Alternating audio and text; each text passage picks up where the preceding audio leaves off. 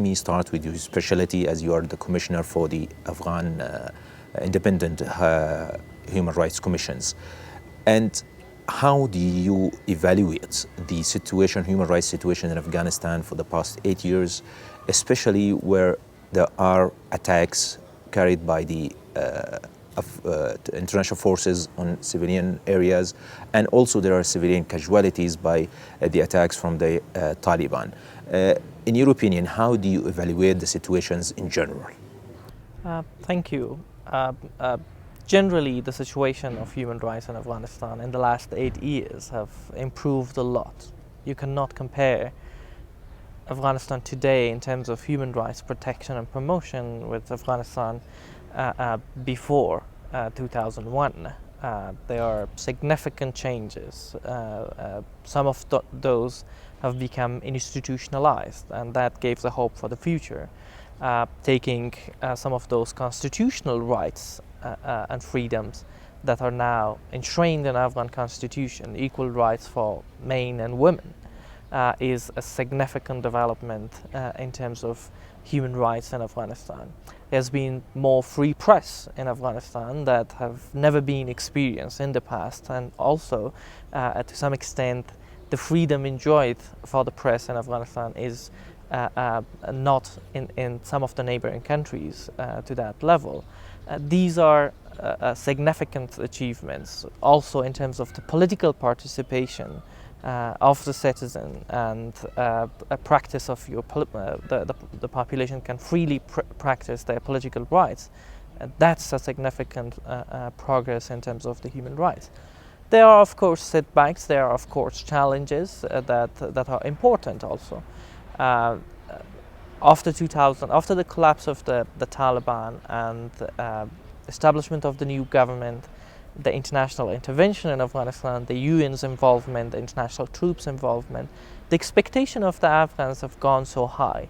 There's been the population expected that their social and economic situation in terms of their access to their social and economic rights would change also significantly. In that direction, there are major flaws. However, in terms of economic development and individuals' income and GDP, there are differences and increases in overall. But the expectation was so high, it's not yet to the level that people expected. In terms of the ongoing conflict, especially in the south of the country, people still do suffer, and protection of civilian is a major concern for us still 8 years after the collapse of the Taliban. What we have, one of our major concerns in terms of civilian protection, is systematic, intentional and direct attacks by the insurgents and the Taliban to the civilian lives. We recorded this year two-thirds of the civilians lost their life. More than 500 of them comes from the direct attacks intentionally by the Taliban and insurgents towards civilian targets. And at the same time, the international troops and the Afghan forces have caused civilian lose of life. That makes us very much concerned, because the expectation of the population in Afghanistan is much more from the international forces, that they has to take all the precautionary measures to prevent any civilian lose of life, and that still remains an issue to be addressed properly. You talked of so many successes, so many developments, so many improvements in human rights in Afghanistan in different levels with the press and the democracy in different areas. But if we talk of theoreticals and some statistics on the paper and compare it to the ground reality, how far it is we can match the papers with the ground reality? Of course, some of the developments are directly linked with the legal framework.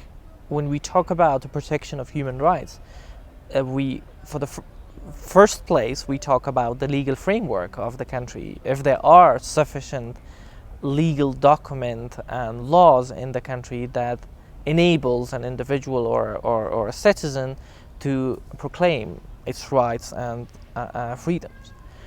So in that direction, for the first founding stone is that paperwork. So that is there. But then making it realized is a long way to go. Proper institution needs to be in place.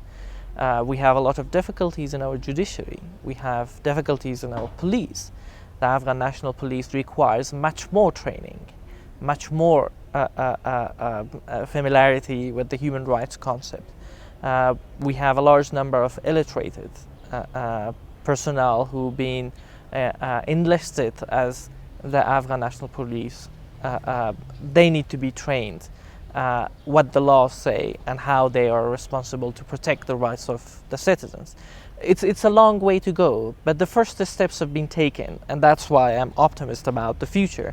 As I say, the challenges are a lot. We still have tortures, we still have arbitrary detention, we still have domestic violence. These are not issues that would be disappeared overnight. But the legal framework for tackling them is in place. The government needs to be stronger. The rule of law needs to be promoted.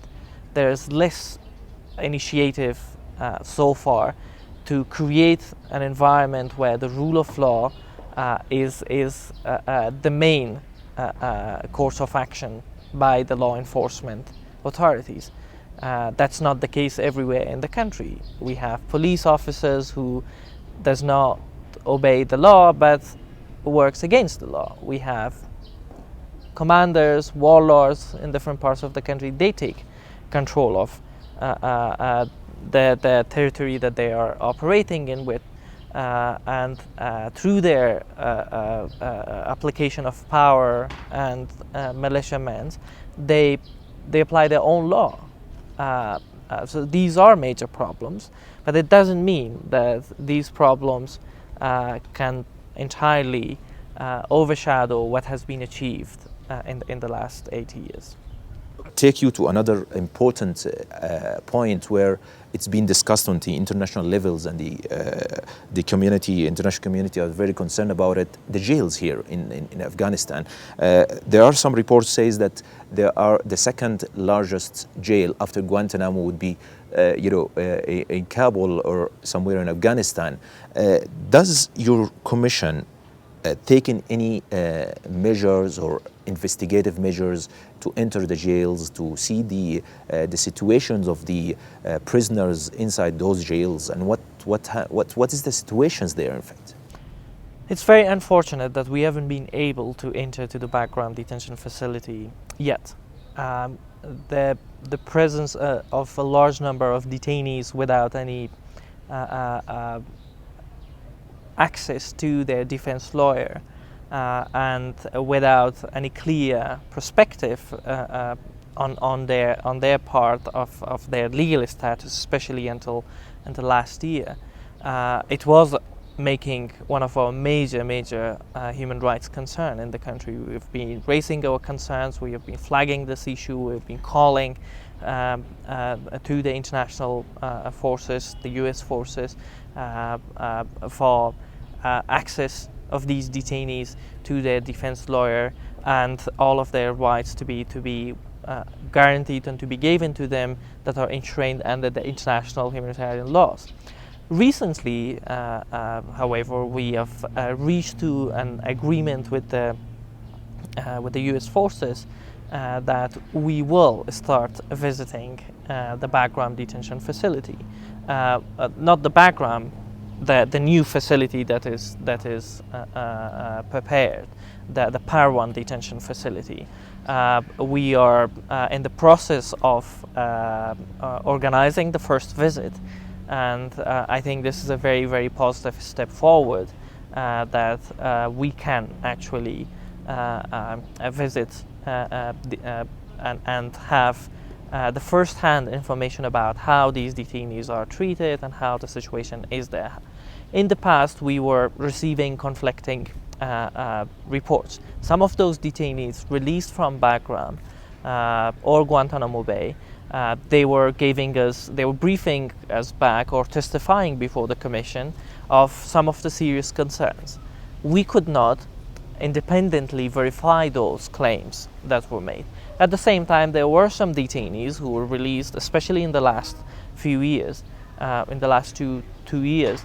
Some of those detainees who were released from Bagram, coming before us, testifying to us, talking about a dramatic change in terms of conduct of the U.S. personnel of the detainees' issues. So there are positive, optimistic views, but there are some flags and verified concerns or allegations that makes us concerned. Actually, having the opportunity to visit the center and interview the detainees firsthand would enable us to either be satisfied and release ourselves out of concern, or to take further measures for addressing the problems if it exists. Let me take you to the last point, discuss the political situations in Afghanistan since the elections and 20th August last, and then whatever has happened after that, so the accusations of the government of rigging the elections, and then finally the Karzai managed to secure a second term of his presidency. But since then, he was not able to present his cabinet before the parliament and the legislative institutions.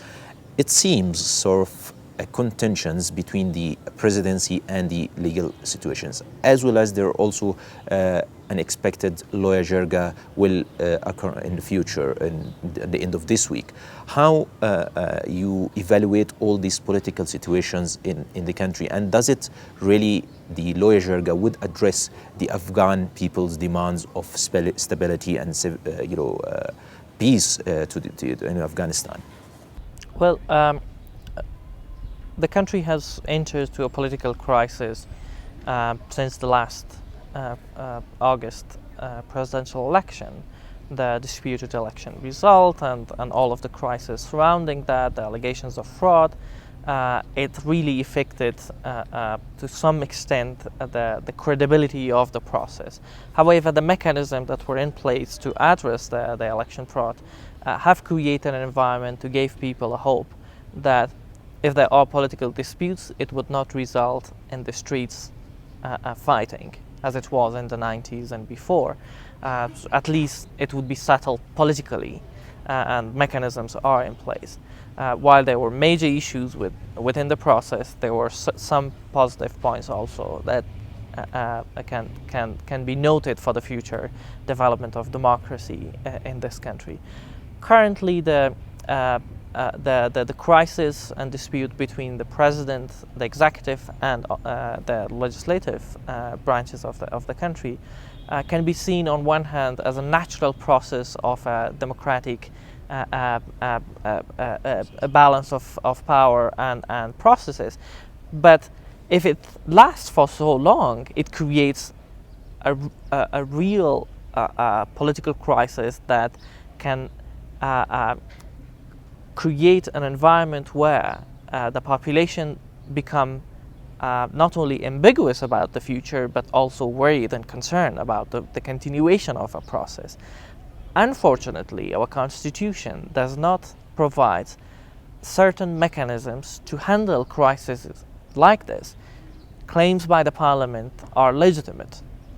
On the other hand, the president also uses provisions of the constitution to present his own or his team's interpretation of the constitution. In such a situation, there is a deadlock.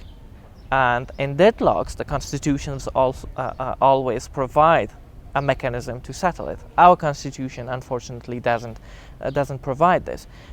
This crisis between the president and the parliament is not healthy anymore for the future of the country. It's not helping, especially when you see that we are facing a violent insurgency in the south of the country. Insecurity is expanding.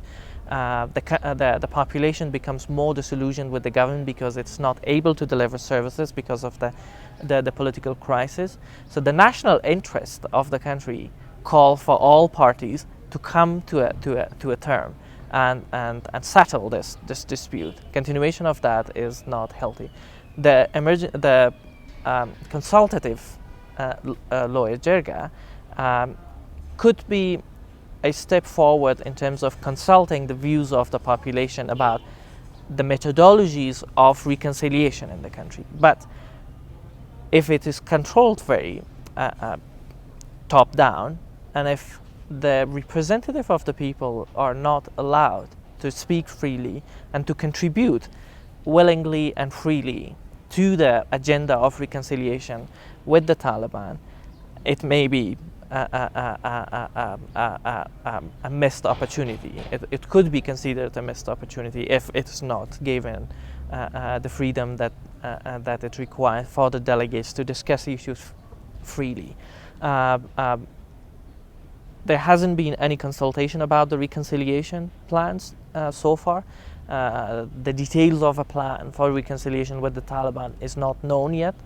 The lawyer jirga, consultative lawyer jirga, could provide an opportunity for the people and for the government to receive these views, to incorporate it into plans, and for the people to feel ownership of the reconciliation process. But I personally feel that in a situation where the government feels weaker, the international community is enthusiastic to leave the country, the Taliban feels stronger. And in that situation, there will be less incentive for them to come and take a call for reconciliation. They would pursue their fight, they would pursue their violent activity. They need to be challenged both military and also through establishment of rule of law and good governance. And then you would create incentive for them to come and join. Okay, Mr. Nadari, thank you very much for these valuable informations, and we really appreciate your all the information that was flown from you. Thank you very much. Thank you very much.